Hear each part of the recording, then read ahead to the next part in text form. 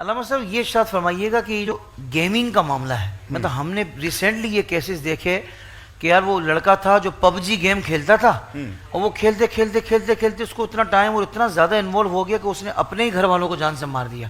یہ بالکل سچے واقعات ہیں اور بہت افسوسناک واقعات ہے کہ ماں باپ کو بچے نے قتل کر دیا کیونکہ اس کی ذہنی حالت ایسی ہو گئی۔ اب بچوں کو یہ اس طرح کی گیمنگ سے اور اس طرح کے کارٹون سے کیسے روکا جائے؟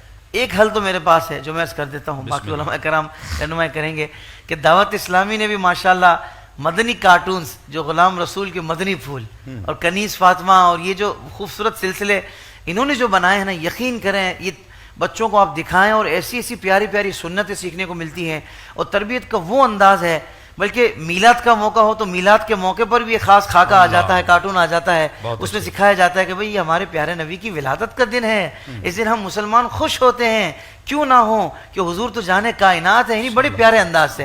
ایک تو یہ ذریعہ ہے کہ دعوت اسلامی بھئی یہ سیدھا سیدھا راستہ اپنا سیدھا کر لیں، یہ بہترین ادارہ ہے، اور دیگر اہل سنت کے جو بڑے ادارے ہیں اور آپ سمجھتے ہیں ہاں یار یہ مستند ادارے ہیں، وہ بھی الحمدللہ ہمارے لیے رول ماڈل ہیں، لیکن ایک مرتبہ تعین کر لیں کہ بھائی یہ ادارے ہیں، یہ درسگاہ ہے، یہاں سے میں نے لینا ہے، خود بھی سیکھنا ہے، خود بھی عمل کرنا ہے اور بچوں کو بھی تربیت دینی ہے۔ تو گیمنگ کے حوالے سے کیسے روکا جائے؟ جی بسم اللہ الرحمن الرحیم۔ میرا خیال ہے جو میں سمجھ سکا ہوں آپ یہ کہنا چاہ رہے ہیں کہ یہ جو گیم اور کارٹون سے بچے سبق سیکھتے ہیں، کیونکہ وہ پورے باہر سے پوری پلاننگ کے ساتھ یہ گیمیں لائی جا رہی ہیں۔ جی یہ اصل میں ایک یلغار آنے والی نسل پر ہے کہ ان کو بالکل بے راہ روی کا شکار بنا دیا ایسا ہی ہے بالکل۔ تو اس کے مطابق پری پلان یہ کام ہو رہا ہے۔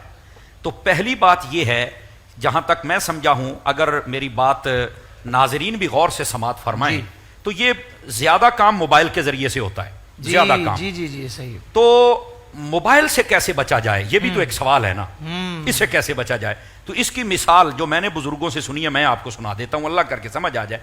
وہ فرماتے ہیں دیکھیے کہ ہمارے گھر میں ایک گاڑی آتی ہے، ہم اس گاڑی پہ چڑھ کے آتے ہیں، ہم نے آ کے گراج میں اس کو لاک کر دیا ہے، چابی ہم نے الماری کے اندر لٹکا دی ہے۔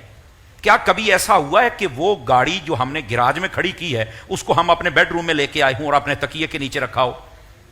بہت اچھے، یہ سوچنے کی بات ہے نا، کیا کبھی ایسا ہوا؟ نہیں ہوا۔ ایک مرتبہ بند ہے، بس صبح ہی جانا ہے۔ اسی طرح اس موبائل کو بھی اس گاڑی کی صورت پہ لے کے آئیں، بہت اچھے، جب گھر جائیں اس کو لاک کر کے رکھ دیں بچوں کی پہنچ سے دور۔ بہت اچھے۔